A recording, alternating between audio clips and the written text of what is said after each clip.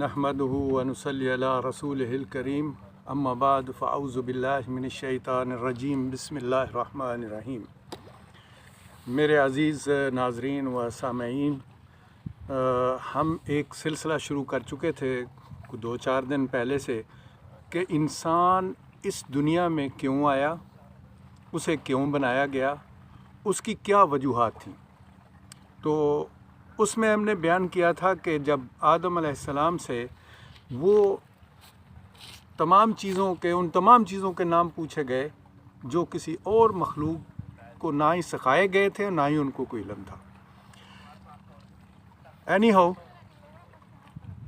کیونکہ اللہ تعالیٰ کا جو منشا تھا، جو مقصد تھا انسان کو بنانے کا، اپنا نیب بنانے کا، اس کا مقصد یہ تھا کہ انسان جو ہے وہ اشرف المخلوقات ہوگا، یعنی کائنات کی ہر چیز سے بہترین جو مخلوق ہوگی وہ انسان ہوگا۔ اس کے بعد وہ مسلم نان مسلم وہ ساری باتیں بعد کی ہیں، لیکن انسان جہاں تک ہے، بنی نو انسان جو ہے، آدم علیہ السلام کو سامنے لا کے یہ چیز ثابت کرنا چاہی تھی کہ یہ اشرف المخلوقات ہے۔ اب اسی کے لیے جو ہے وہ اللہ سبحانہ تعالیٰ سورہ والتین میں 4 چیزوں کی قسم کھانے کے بعد کہتے ہیں، بسم اللہ الرحمن الرحیم، والتین والزیتون وطور سینین وہذا البلد الامین۔ ان 4 چیزوں کی قسم کھانے کے بعد اللہ سبحانہ تعالیٰ نے کہا کہ لقد خلقنا الانسان فی احسن تقویم، کہ بے شک میں نے انسان کو خوبصورت شکل میں پیدا کیا۔ تو ایک ایسی مخلوق ہے انسان کی جو تمام کائنات کی مخلوق سے زیادہ خوبصورت ہے، اور 4 پاکیزہ چیزوں کی قسم کھائی۔ یعنی آپ اندازہ کریں کہ وہ تین وہ ایک جنت کا پھل ہے جس کو ہم انجیر بھی کہتے ہیں اپنی زبان میں۔ والتین والزیتون، زیتون جو ہے وہ بھی جنت کا ایک پھل ہے، اس کی قسم کھائی۔ والتین والزیتون وطور سینین، طور سینین وہ پہاڑ ہے، وہ جگہ ہے جہاں پر سیدنا موسیٰ علیہ السلام کو نبوت بخشی گئی۔ تو اس کے بعد کہا ھذا بلد الامین، اور پھر مکے والے امن کے شہر کی قسم کھا کے اللہ سبحانہ تعالیٰ نے کہا کہ بے شک لقد خلقنا الانسان فی احسن تقویم، کہ بے شک میں نے انسان کو خوبصورت شکل میں پیدا کیا۔ تو جس کے لیے اللہ سبحانہ تعالیٰ 4 بڑی چیزوں کی قسم کھا کے کہتے ہیں کہ اتنی خوبصورت شکل میں پیدا کیا، اللہ سبحانہ تعالیٰ کسی صورت نہیں چاہتے کہ یہ انسان جہنم میں چلا جائے، لیکن اسے بنایا، تمام مخلوقات جو تھی کائنات کی اس سے سب سے اوپر رکھا اور اسے نام دیا اشرف المخلوقات کا۔ اب یہاں پہ ہم رکے تھے کہ جب شیطان سے وہ اختیارات چھین لیے گئے جو جنت کے سردار ہونے کے تھے، اور وہ تمام کے تمام اختیارات جو تھے وہ سیدنا آدم علیہ السلام اور اماں حوا کو سونپ دیے گئے۔ لیکن شیطان نے اس وقت کہا تھا کہ رب العالمین تو مجھے اجازت دے اس دن تک جب تو مردوں کو زندہ کر کے اٹھائے گا، یعنی قیامت کے دن تک میں تیرے راستے پہ انسانوں کو نہیں چلنے دوں گا، تیرے راستے سے ان کو روکوں گا۔ تو اللہ سبحانہ تعالیٰ بھی چونکہ جلال میں تھے تو انہوں نے اسے کہا کہ تجھے اجازت دی جاتی ہے، لیکن میرے بندوں پر، میرے خاص بندوں پر آپ کا کوئی اثر نہیں ہوگا۔ لیکن سب سے پہلے شیطان نے بسم اللہ جو ہے وہ آدم علیہ السلام سے کی۔ اب جب اللہ سبحانہ تعالیٰ نے آدم علیہ السلام اور اماں حوا کو جنت دے دی اور کہا کہ شیطان کا کہا مت ماننا، یہ تمہارا سب سے بڑا دشمن ہے، لیکن شیطان نے کیا کیا؟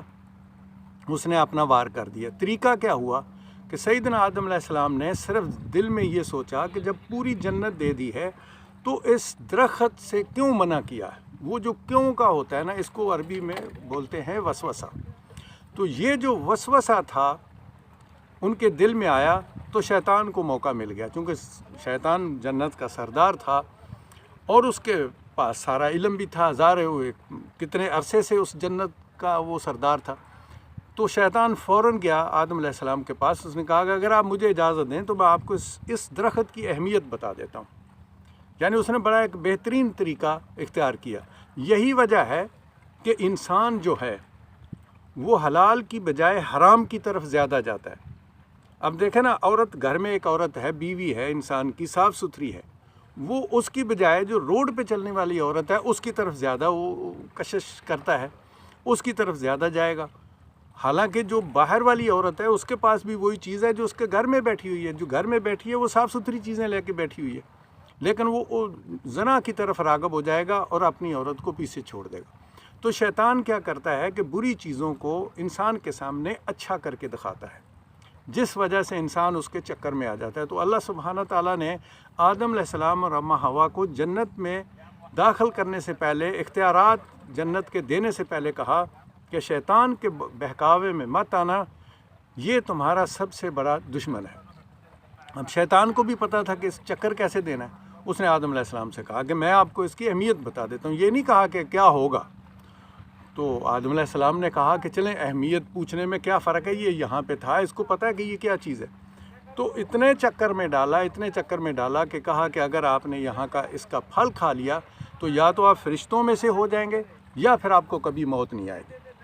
تو اس طرح یہ صورتحال جب پیدا ہوئی تو انسان ایک فطرتاً لالچی ہے، اس کے عجیب قسم کی طمع اس کے سامنے آ جاتی ہے۔ کسی کو آپ یہ کہیں کہ یہ پورا کمرہ آپ کا ہے، ہر چیز آپ کی ہے، لیکن اس ریموٹ کو نہیں پکڑنا، تو وہ سارے کمرے کو چھوڑ دے گا، کتنا قیمتی چیزیں پڑی ہوں گی وہ اس ریموٹ کے پیچھے پڑ جائے گا کہ اس سے منع کیوں کیا۔ تو یہ جب ایسا ہوا تو وہ ایسے چکر میں لگایا ان کو کہ انہوں نے وہ پھل کھا لیا۔ اس ذکر آتا ہے قرآن پاک میں کہ ذاقن شجرہ، یعنی اس درخت کا پھل کھا لیا۔ جب کھا لیا تو ان کی شرمگاہیں ننگی ہو گئیں اور وہ جنت کے پتے توڑ کر اپنے آپ کو چھپانے لگ گئے اور پھر روتے رہے، چیختے رہے۔ پھر اللہ سبحانہ تعالیٰ فرماتے ہیں کہ میں نے ہی آدم کو توبہ کے کلمات سکھا دیے۔ پھر آدم علیہ السلام کو توبہ کے کلمات سکھائے، جس کا ترجمہ یہ ہے کہ سورہ بقرہ میں ہے کہ اللہ تعالیٰ سے دعا کی کہ رب العالمین، ہم نے اپنی جانوں پر ظلم کر لیا ہے، یعنی میں نے اور اماں حوا نے، اگر آپ نے ہمیں معاف نہ کیا تو ہم خسارہ پانے والوں میں ہو جائیں گے۔ تو اللہ سبحانہ تعالیٰ نے ان کی توبہ قبول کی۔ یہاں میں یہ بھی بتاتا چلوں، جو اللہ نے مجھے علم دیا اس کے مطابق میں یہ کہنا چاہتا ہوں کہ اگر ان سے یہ غلطی نہ ہوتی، آج ہم سے غلطیاں ہوتی تو ہم اللہ سے کیسے بخشواتے۔ تو ان کی یہ جو لغزش تھی، یہ جو غلطی تھی، یہ ہمارے لیے کل کی آنے والے وقت میں ہمارے لیے ایک سہولت تھی۔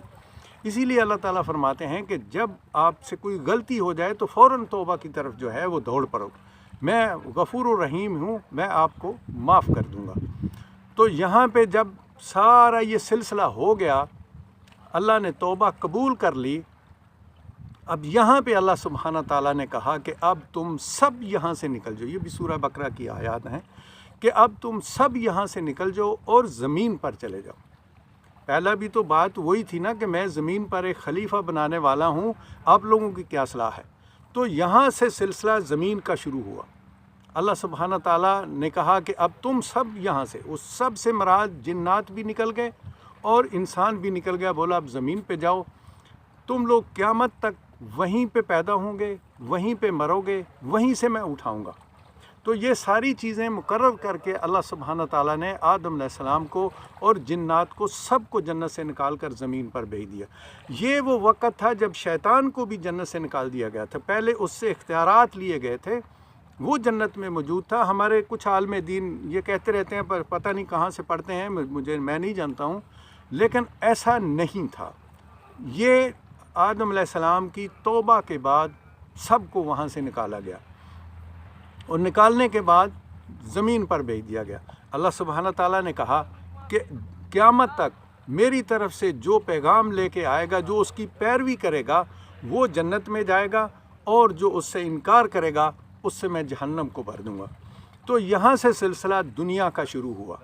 جب یہاں اس دنیا میں بھیجا تو اس کے بعد دیکھیں اللہ سبحانہ تعالیٰ کا ایک اپنا طریقہ کار ہے۔ انسان کو اشرف المخلوقات بنانا تھا، اس کے لیے ذرائع پیدا ہوتے گئے، اتنے ذرائع پیدا ہوئے کہ آپ دیکھ لیں کہ ہر چیز جو ہے اللہ تعالیٰ فرماتے ہیں میں نے انسان کی سہولت کے لیے بنائی۔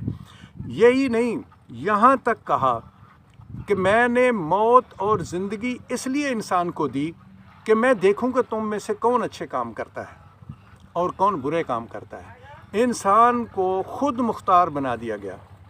अब जन्नत और दोज़ख के सारे रास्ते बता दिए गए और उसे कहा कि अब तेरा हिसाब क़यामत वाले दिन होगा। इस तरह के सूरह असरा में अल्लाह ताला फरमाते हैं 13 से लेकर 16 तक, उसका मफ़हूम ये है कि हर इंसान के गले में मैंने एक सहीफ़ा डाल रखा है। सहीफ़े से मतलब होता है एक दफ्तर है, एक कापी है जो डाल रखी है। उस पे मेरे मुकर्रबीन लिखते हैं, जिनको हम बोलते हैं किरामन कातिबीन। वो जो कुछ हम दिन में या रात में 24 घंटे में जो कुछ भी करते हैं, अल्लाह के वो फरिश्ते जो हैं वो उस दफ्तर पर, उस कापी पर लिखते जाते हैं। अल्लाह ताला फरमाते हैं कि क़यामत वाले दिन हर शख्स के गले से वो किताब जो है निकाल के उसके सामने रखी जाएगी और उसे कहा जाएगा कि ये है तेरी किताब, आज तू इसको पढ़ और अपना हिसाब खुद ही कर ले। ये जो लोग कहते हैं ना कि कुछ ऐसे बदबख्त हैं, वो कहते हैं कि देखें मैं गुनाह कर रहा हूँ, अगर अल्लाह नहीं चाहता तो मैं गुनाह नहीं करता। कुछ लोग कहते हैं कि अल्लाह कहता है मेरी इजाज़त के बगैर पता भी नहीं हिलता, तो मैं ये ज़िना कर रहा हूँ, तो मैं नाउज़ बिल्लाह वो अल्लाह पर डालते हैं।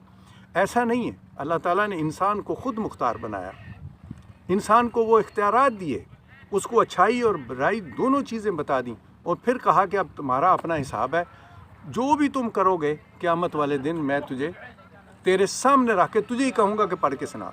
ये जो हमारा जिस्म है ये हमारे ख़िलाफ़ गवाहियाँ देगा।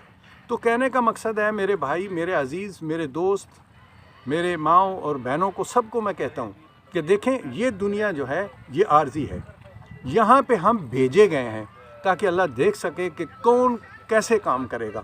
अच्छे करेगा तो उसको जन्नत मिलेगी, बुरे करेगा तो उसको जहन्नम मिलेगी। तो ये है इंसान के यहाँ भेजने का मकसद। पहला वार जो शैतान ने किया, फिर उसी बात पे आते हैं, वो आदम अलैहिस्सलाम पर किया।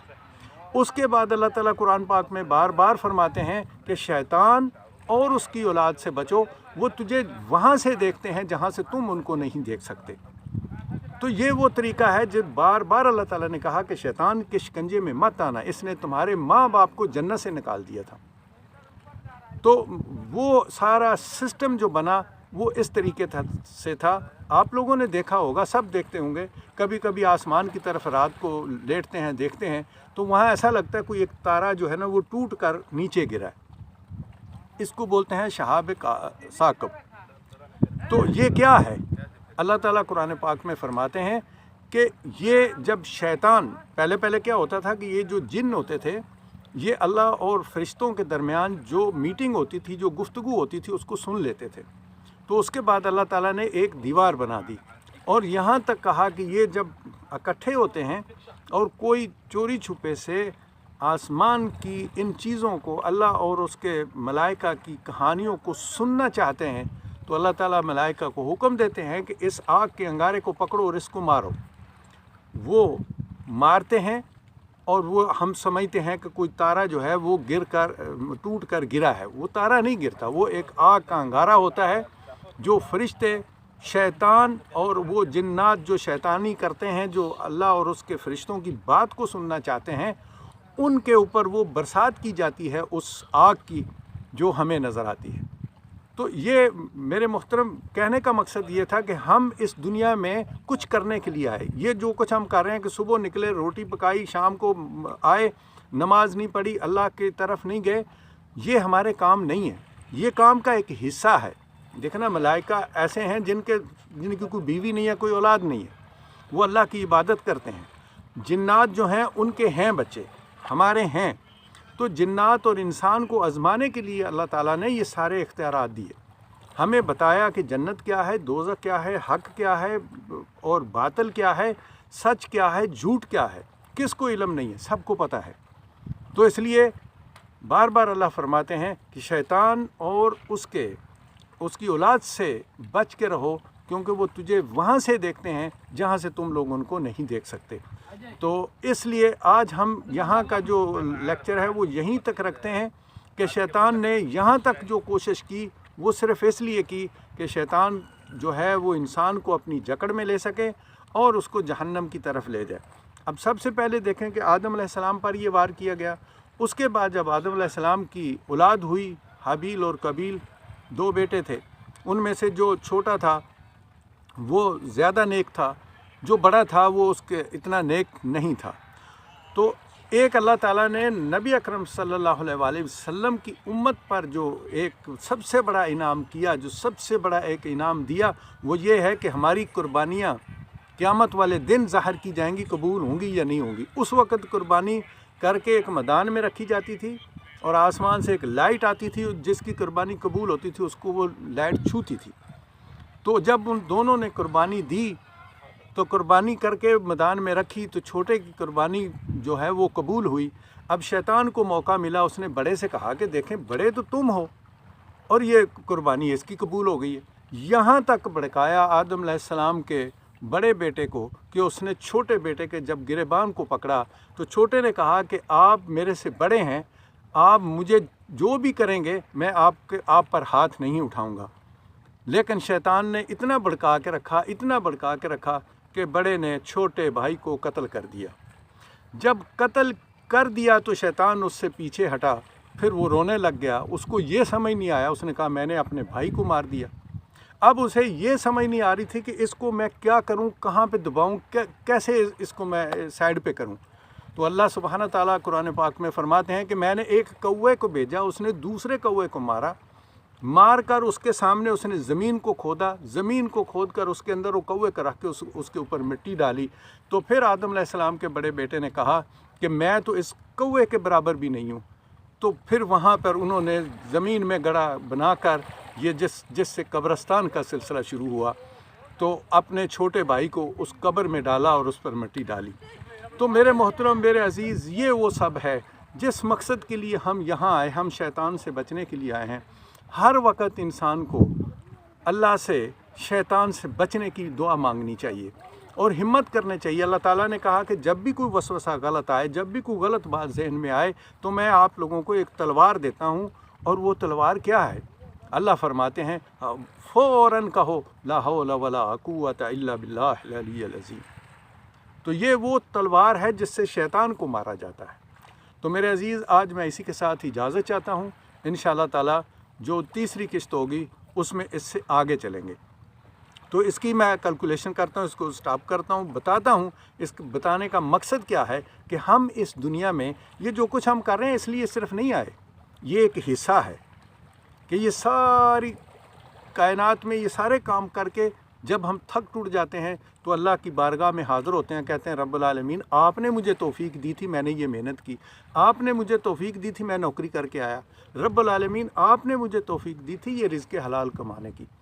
تو یہ ہے وہ سلسلہ جو اللہ تعالیٰ نے انسان کو اشرف المخلوقات شو کرنے کے لیے، اشرف المخلوقات بنانے کے لیے یہ ساری چیزیں بتائیں۔ جب انسان ان چیزوں میں سے گزرتا ہے تو پھر اللہ اپنے فرشتوں میں بیٹھ کے کہتا ہے کہ دیکھا میرا انسان جو سارا دن محنت مزدوری کر کے آ کے میرے حضور پیش ہو گیا، مجھے کہہ رہا ہے کہ یہ سب آپ کی مہربانی سے ہوا ہے، ادروائز میں تو اس قابل نہیں تھا۔